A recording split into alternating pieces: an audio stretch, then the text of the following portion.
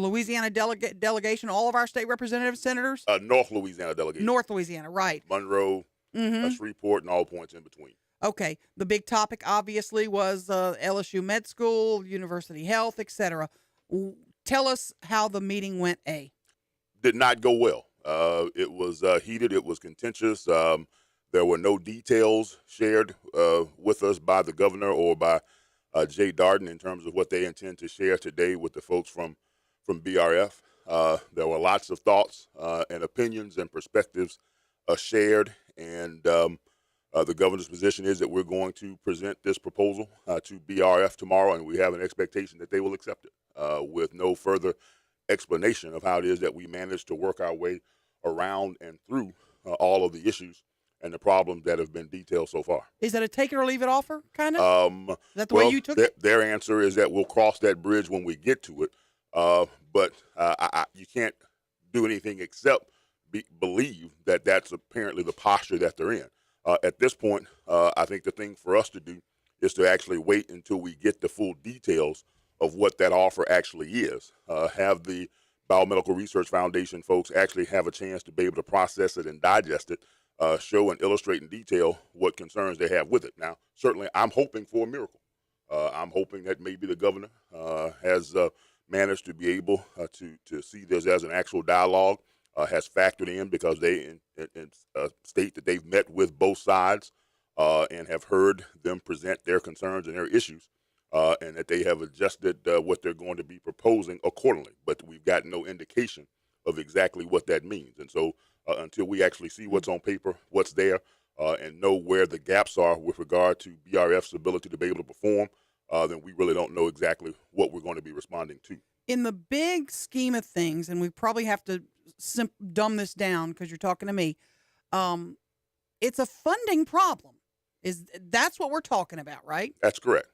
And this would make Biomed continue to be the operator of the safety net hospitals, not only ours here in Shreveport, but in Monroe as well. Correct. Did the governor, did Jay Dart, are they coming to the table with any more money? Does it sound like it? No, well, and see, the part of what was beneficial yesterday is that in having all of us in the room, you had some folks who were at the table at the beginning of this process. For instance, now Senator Fannin, who was at that time Representative Fannin and chairman of the House Appropriations Committee, shared the historical perspective of governor. We understood when we started this process 3+ years ago that the only folks willing to step forward, who were positioned to step forward and take over the management and operations of Shreveport and Monroe hospitals, were the folks from the Biomedical Research Foundation. We understood that they were not healthcare providers. We understood that they were an institution that came to try and help to increase the level and capacity of both the medical school and the hospital and create further economic opportunity up in Shreveport. And we understood that there was going to be considerations that had to be made for Shreveport that may not be made in other instances. What I was shocked to find out was that there are aspects of the Shreveport contract that are in fact less lucrative than ones that are in effect in other places around the state of Louisiana. There's been a lot of talk during the legislative session that we would be able to come up with the funding by these contracts with other private entities. Willis Knighton was one mentioned. There are others that we could raise the funding like that there are other similar deals like that in South Louisiana. Is that still an option? Well, let's take a step back. The effort to try and bring in additional partners was something that the folks at the Biomedical Research Foundation recognized and started working towards well over a year ago. In fact, there is a Shreveport Times article from May of 2015 that specifically talks about meetings that were scheduled here with the CEO of Ochsner's out of New Orleans in an effort to bring them into this equation as a partner with BRF, as another provider of healthcare services in this region, as well as someone with substantial resources that could help to be able to make this particular effort work. You specifically had two senators, one current, one former, who stepped up and said, no, we're going to block that from happening, don't want it to happen. Now, that was something that I think is absolutely problematic. Now, in terms of introducing partners into the equation right now, if those partners result in medical services being performed outside of the University Health Hospital, that's even a further loss of revenue for University Health. and the problem and challenges that they face in terms of effectively running a hospital become even greater.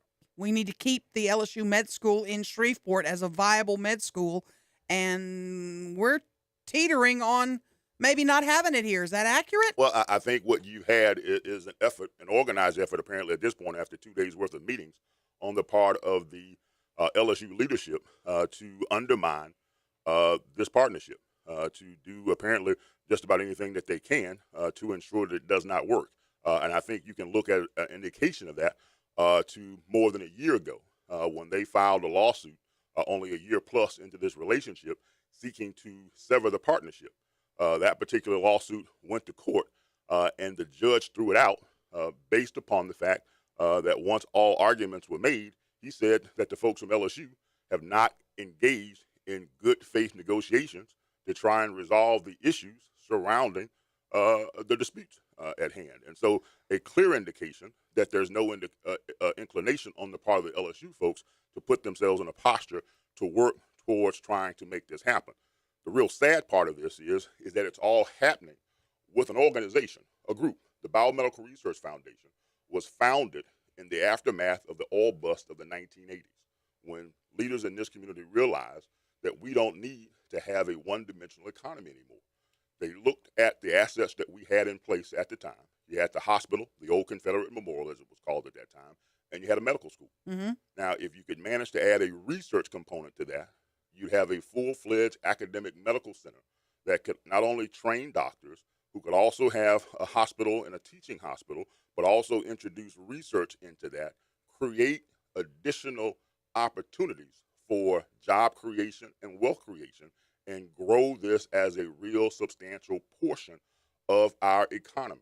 And that's something that we've been working towards since that point in time. Mm. And when Bobby Jindal decided 3 years ago to blow up these hospitals and privatize them and do so on a schedule that had more to do with politics than trying to do it the correct and proper way, the only folks who were able to step in and even give it consideration were first the folks from Willis-Knighton. They quickly realized that they could not do it because of the monopoly issues that would create. Mm-hmm. You already have 77% of the market. If you gain this 10, 12% share, you're upwards of 90%, and the only other competitor left in the market at this point would be Krista Shumpert. Mm-hmm. And our health insurance reimbursement rates in the Shreveport, Bossier, Northwest Louisiana market are already 3 times higher than what they are in Baton Rouge, New Orleans, Lafayette, and Monroe. Why? Because of the fact that you have that one dominant player, and they're in a power position, so that when Blue Cross and Blue Shield and all of those folks come to the table and they want to negotiate a price for an MRI or heart catheterization or other procedures, then you're in a position to be able to say, here's our price, either pay it or Go don't somewhere pay it, else. or Right. go someplace else. Let me ask you this. You were in a meeting, all of the North Louisiana delegation with the governor, Jay Darden, to try to hash something out. The governor gives kind of a take it or leave it offer to Biomed. Cedric Glover, I know, is not a shrinking flower in this meeting.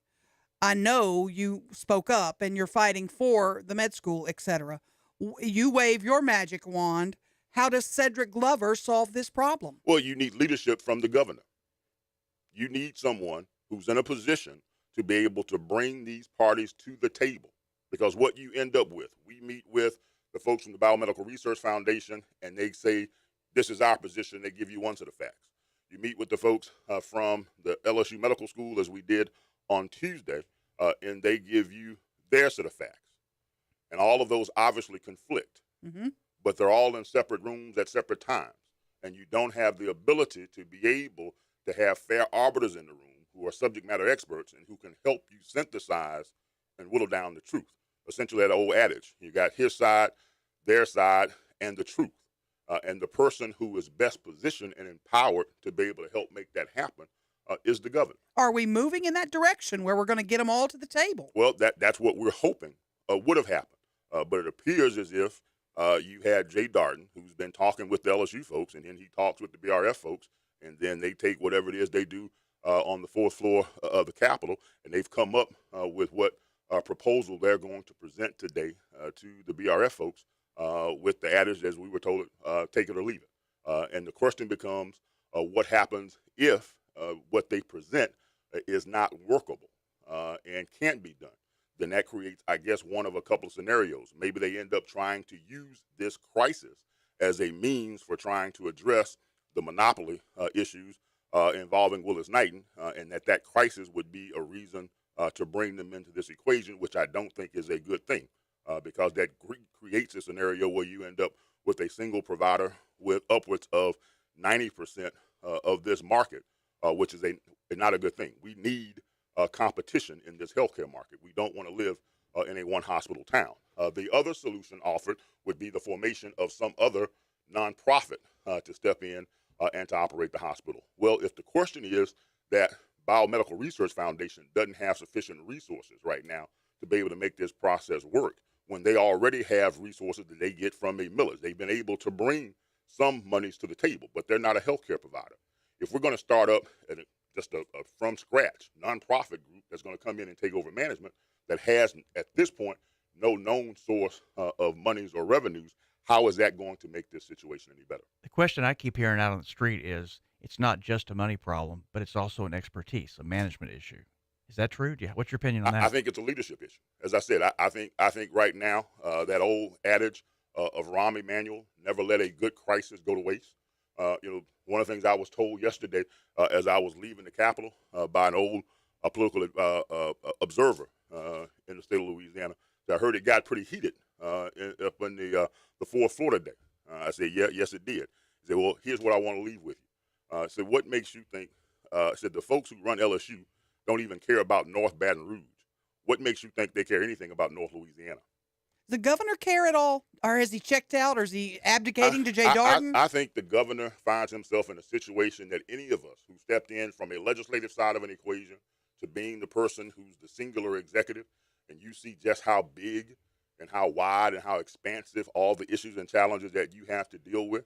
And so what you want to do is to see those things work and to know that they're functioning. Your ability to be able to drill down and see what's actually happening on the ground in the communities where these things are taking place, especially outside, that beltway, the Louisiana beltway of Baton Rouge, becomes difficult to do. Does BRF need more expertise? Is it something that they could bring something into their organization and enhance what they're doing? Do they lack management structure? I think BRF sought what it is that they needed, and that is partnership and additional resources.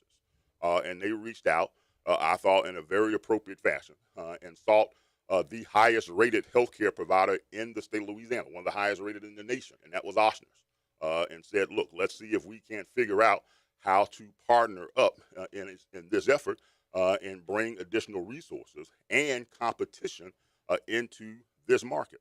And we specifically had members of our legislative delegation who shot that down.